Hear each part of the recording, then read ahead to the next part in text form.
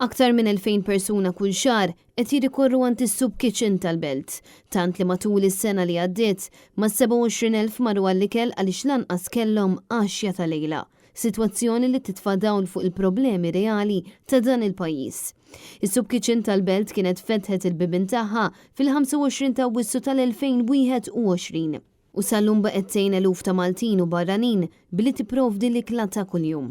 Peress din il-kċina topera esklusivament fuq donazzjonijiet, is-Soup Kitchen għal sena oħra pubblikat rendikont ta' xogħol li wettqet, dan sabiex tkun trasparenti man-nies li jagħmlu d-donazzjonijiet. Ir-rapport fil-fatt juri li minn Jannar sa Diċembru tal-2023 27,000 irrikorrew għall-għajnuna. Dawn l-ammonti ma jinkludux lin-nies li jmorru għall-ikel minn ċejjen jew entitajiet oħrajn. Ir-rapport li ħareġ fi tmiem il-ġimgħa juri li 62% ta' dawk li marru għall-għajnuna kienu irġiel, fil-waqt li 38% kienu nisa.